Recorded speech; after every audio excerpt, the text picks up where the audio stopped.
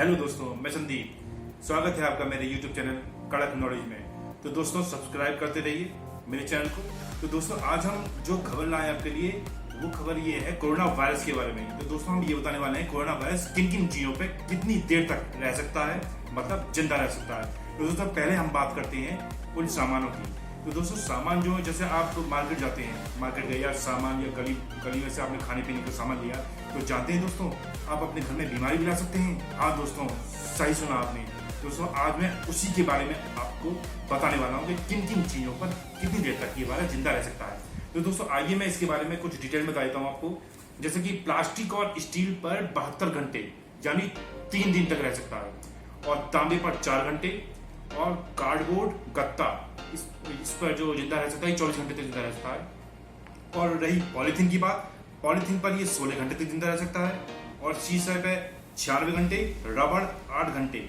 और रही मिट्टी के बर्तनों की बात, तो ये मिट्टी के बर्तनों पर 5 दिनों तक जीवित रह सकता है। हाँ दोस्तों, ये 5 दिनों तक जीवित रह सकता है।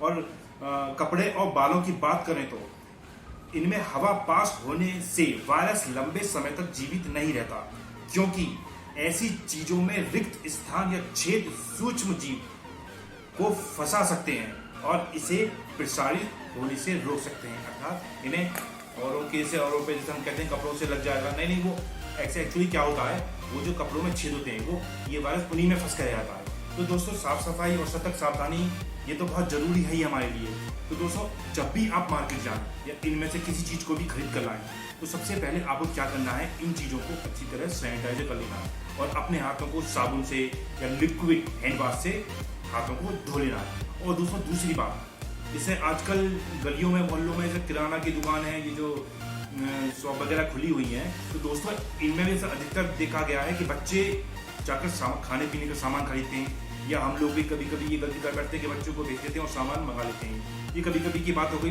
बट दोस्तों हमें बच्चों को भी ये समझाना चाहिए, जैसे ही वो सामान लाते हैं तो पहले उनके हाथों को अच्छी तरह साबुन से या लिक्विड हैंड वॉश से हाथ जरूर धुलवाने चाहिए, और उन्हें समझाना भी चाहिए कम से कम दिन में हमें, और बच्चों को भी ये बताना चाहिए कम से कम हमें दिन में 10 बार हाथों को धोना चाहिए दोस्तों।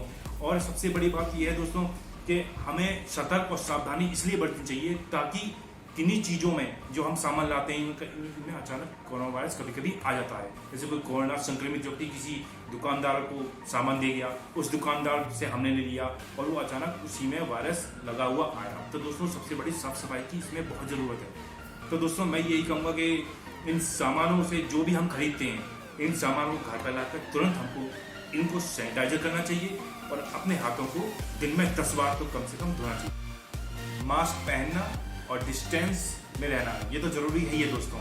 इसी के साथ साथ हमें साफ सफाई, हाथों को दिन में 10 बार धोना, और जैसे ही हम बाहर से कहीं से कुछ सामान या कहीं मार्केट से आते हैं तो कपड़ों को अच्छे से धोना और नहाना, इस चीज़ का भी हमें बहुत ध्यान रखना है। तो दोस्तों मेरा मैसेज आप तक पहुंच गया होगा। तो दोस्तों दूसरी बात यह है कि अगर आपने अपने मोबाइल में अभी आरोग्य सेतु ऐप को इंस्टॉल नहीं किया है तो दोस्तों प्लीज उसे जरूर इंस्टॉल कीजिए। और दोस्तों मैं इसलिए कह रहा हूं क्योंकि वो ऐप एक तरह से हमारी फैमिली के लिए बॉडी गार्ड काम करता है। वो हमें कोविड-19 मतलब कोरोना वायरस की पल पल की जानकारी देता है। और मैंने अपनी पिछली वीडियो में आपको आरोग्य सेतु ऐप कैसे इंस्टॉल करते हैं वो बता चुका हूँ, उस पर भी आप जाकर दे सकते हैं। तो दोस्तों अब मैं इजाजत चाहता हूँ। जय हिंद, जय भारत, नमस्कार।